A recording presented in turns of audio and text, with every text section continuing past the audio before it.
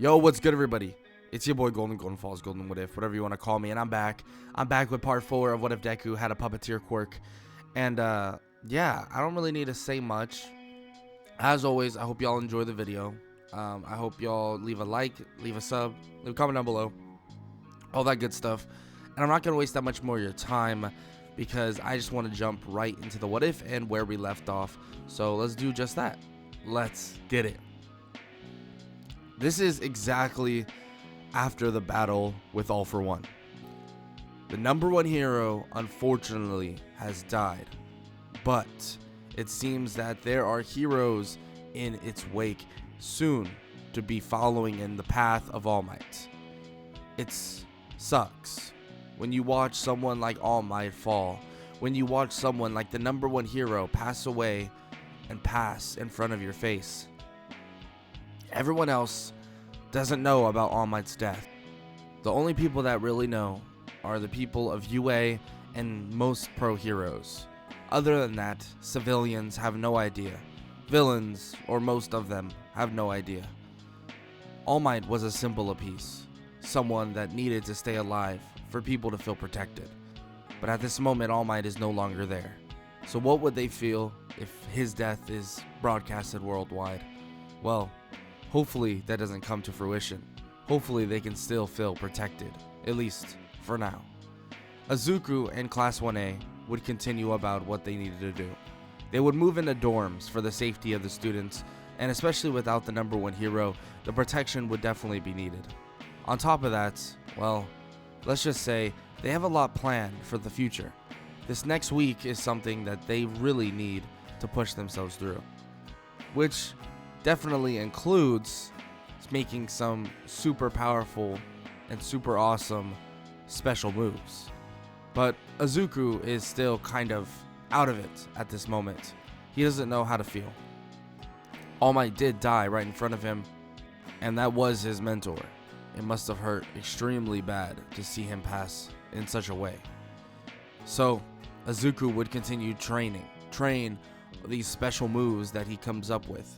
Some of the special moves involves a protection with using his puppet on his own body, something that would allow him to basically be durable as the puppet. But unfortunately, this isn't as usable because the puppet isn't really manufactured to be like a bodysuit or a piece of armor, and he still has trouble using the puppet when he's actually the puppet, which is ironic. But to be fair, that doesn't necessarily matter. He then actually continues this training to make sure he can feel pretty equipped in the future. With that said though, they actually have something that they need to personally go do, and something that they're gonna need to be prepared for, especially so they can be doing some hero work, and that is the Provisional Hero License exam. This exam basically will allow them to act as pro heroes, at least under supervision to a certain extent. On top of that, they can actually enroll into work studies and work with some of the top pro heroes. Izuku thinks this is a great opportunity, and he believes that they should be able to get through this test relatively easily. In a way, he would be correct. When they would arrive, everyone is extremely friendly with Class 1A, like extremely friendly. It's kind of odd, but Bakugo makes it abundantly clear that for one, they're not going to be friends with anybody, and on top of that, they're just scoping out the competition. That is all they want to do. They want to find some sort of weakness and some sort of out. Izuku realizes this as well. He begins to think that Bakugo, maybe he is a little bit more cool-headed than he possibly thought in the first place, but still, he begins to think about some things that basically other schools would know and that they wouldn't, and that's how their quirks work. Izuku begins to tell them this. They're all going to be a target. He can just tell. They all know exactly how their quirks work, they know the weaknesses, and they know how to isolate them. But there's two big problems with that. Izuku, for one, was not in the UA Sports Festival, and two, they've all gotten a far bit stronger since the UA Sports Festival. So when they all head out, they put on their suits to basically have a little bit of a dodgeball in a way fight in which the way it works is they have 3 red lights, and all 3 red lights go off, that they're eliminated. They personally have to eliminate 2 other people to pass. Izuku would wait for it to basically begin, and he would use his puppet as a way of getting these things relatively easily and relatively quickly at that. When the alarms would blare, he knows that Class 1A would be targeted, which is perfect for him because he hid his puppet in an undisclosed place so that he can get the lights turned off of 2 people in a matter of seconds. When they all come to eliminate Class 1A and Izuku Midoriya, well, let's just say Izuku gets his 2 people out in a matter of seconds. Easily, Izuku is able to surprise them with his puppet, in which they were not ready for at all. They had no clue what Izuku could do, even though they've sort of seen him online, but I mean, you can't really deduce what he's going to do without a long period of time. That easily allows him to get his 2 eliminations, passing Izuku along to the next round in a matter of seconds. Everyone is shocked, especially the 2 people that are eliminated, not knowing exactly how Izuku's quirk worked definitely threw them for a loop. Izuku would head to the waiting room as he awaits on the rest of Class 1A to pass, in which they do. The rest of Class 1A hands down passes. They do their best, and basically within a week's worth of basically being at the forest training camp would definitely help in exceeding amounts. Remember, in canon, they weren't there the entire time. They were there for a short amount of time. So the fact that they were there the entire length and were able to train the entire length definitely allowed them to be a far bit stronger than they would be in canon. Izuku, on the other hand, would wait for his class to join him. And once they did, he would then wait upon the next, test. And that test would be kind of perfect for Izuku himself, and that's more of this rescue portion of the test. It allows him to save people and help people out to an extent. When that part of the test would begin, it would be easy for Izuku to help everyone set up and also help everyone rescue people that are in particular situations. He would get pretty good scores because of this. He would use his puppet to save as many people as possible and basically protect. He would use his puppet to hold up heavy structures if need be, and so on and so forth. His puppet and himself is perfect for saving these people. After saving a decent amount of people, he heads back to help Momo get everything set up for a health situation, or at least a healthcare-like center. While he's doing this, though, he actually hears rumblings and then sirens begin to blast like crazy, and that is known as a villain attack. The PA would announce this villain attack, and it's Gang Orca and a bunch of cronies. Gang Orca basically cries out, yelling, and tells the heroes that they better figure out what they need to do next. The first 2 people to head the front is Inasa and Todoroki. Todoroki and Inasa try to blast toward Gang Orca, but unfortunately their paths would begin to clash. They would begin to not be able to hit Gang Orca at all, and someone else that actually tried to fight Gang Orca first is almost caught in the crossfire. But luckily, Izuku's puppet stands in front of that said person, saving him, allowing him to actually get out scotch-free and not completely obliterated. Izuku yells at them, telling them to focus up and not do anything so stupid next time. He tells them both that they really need to adapt their plan properly, in which they hear him out, and they're able to make this so-called wind vortex with flames around Gang Orca, slowly but surely drying him out. But Izuku could tell that Gang Orca must have a plan. One plan will never stop a pro hero like him. He sends his puppet into the vortex as well, in which his puppet is resistant to most things, including fire, in which when he enters, he can see that Gang Orca is about to grab water and pour it on himself, but Izuku punches him in the stomach using his puppet. Gang Orca commends him, especially for this idea. He knows that his puppet is pretty durable, so this is a pretty good idea for basically to basically stop Gang Orca. but he says that it's not good enough.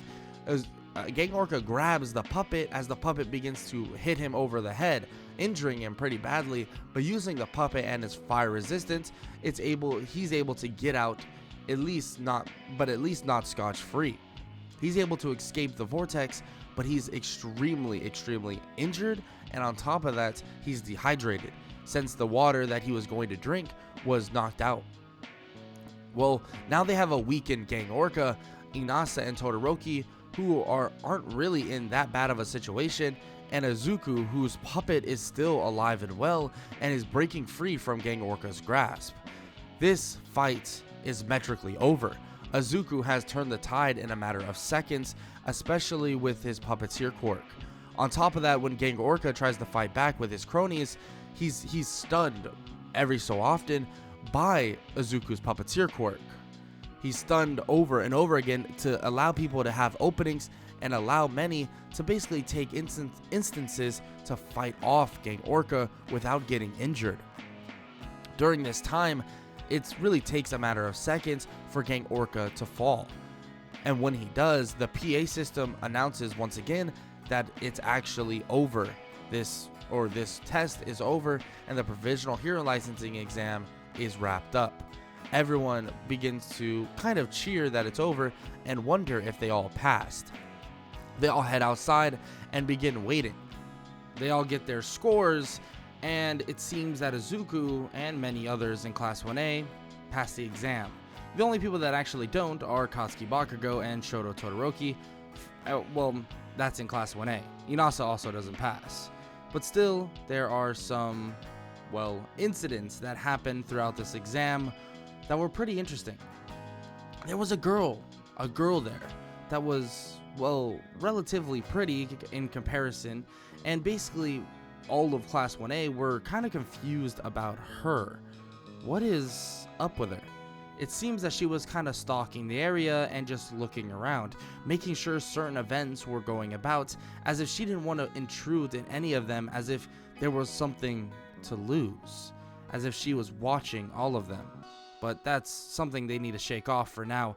Maybe it's some sort of scare tactic. Maybe it's some sort of scouting tactic that other schools do. He's not sure. None of them are sure. But with that said, most of them have their provisional hero license, and now it's time to enter work studies. Work studies are a hard thing, especially because they need to get a lot done for the school and the work study at the same time. On top of that, they need to get the proper work study that they are looking for. Luckily though, Izuku gets an offer he can't refuse, and that's from one of the big three. But of course, before that, the big three does explain what work studies are, how they properly approach them, and so on and so forth, leading to a fight with Mirio Togata, other known as Lemillion. Lemillion whoops on everybody, destroys the entirety of Class 1A. Izuku does find some common ground with Mirio, you could say, landing some blows and also keeping up with him.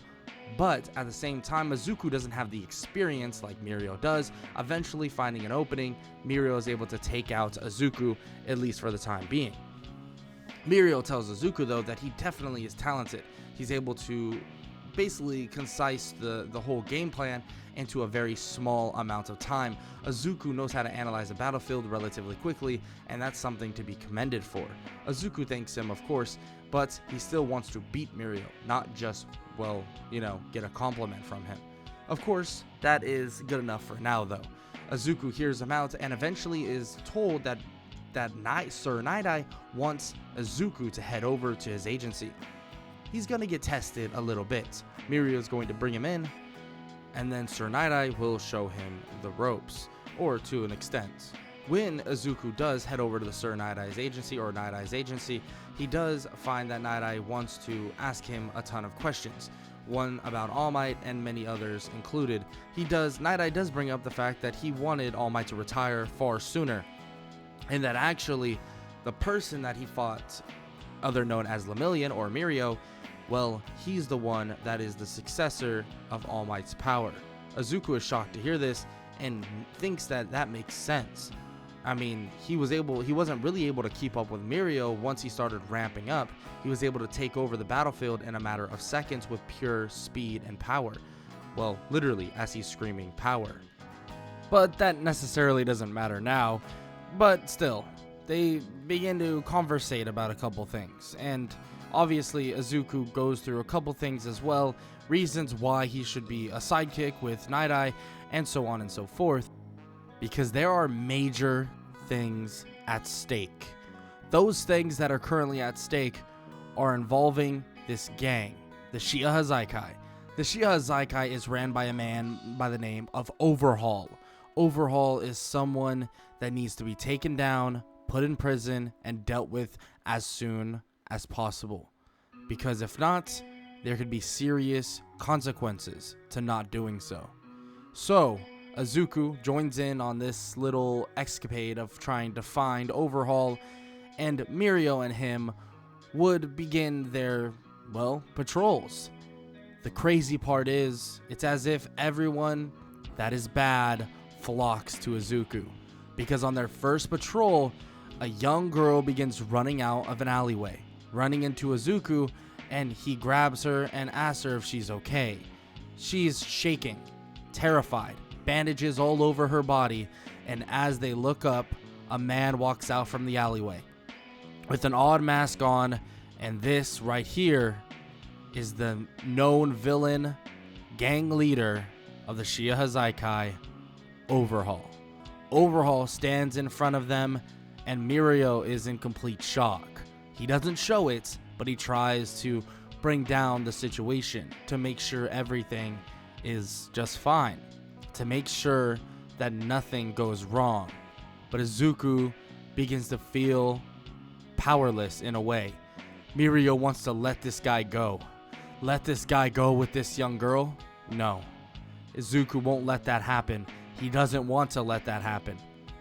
Izuku immediately sends his puppet toward Overhaul, but in a matter of seconds, the puppet is obliterated, disintegrated, and gone. Overhaul shakes his head and basically tells them that it's now time for them to die. Izuku reaches out his hand, and Overhaul does the same. Before Overhaul can touch Izuku, though, he's stopped in place. Overhaul is stuck right in front of Izuku, not able to move.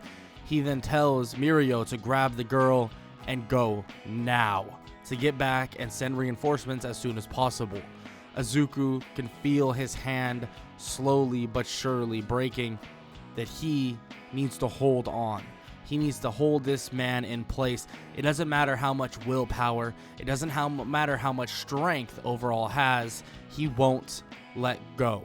He will not let Overhaul hurt anybody else, and including that little girl. Will Izuku be able to hold off Overhaul long enough for reinforcements to arrive? Will Izuku be able to win without his puppet being disintegrated by Overhaul in a matter of seconds? This matchup doesn't look very favorable in Izuku's side, but maybe, just maybe, he can pull it out of the fire. Well, you'll have to find out in the next part of What If Deku Had a Puppeteer Quirk. And if you enjoyed, make sure to leave a like, make sure to leave a sub, make sure to leave a comment down below, all that good stuff. And I believe the next part of Puppeteer Quirk will be the finale. And like I said, I hope y'all enjoy, and I hope y'all have an amazing day. Later.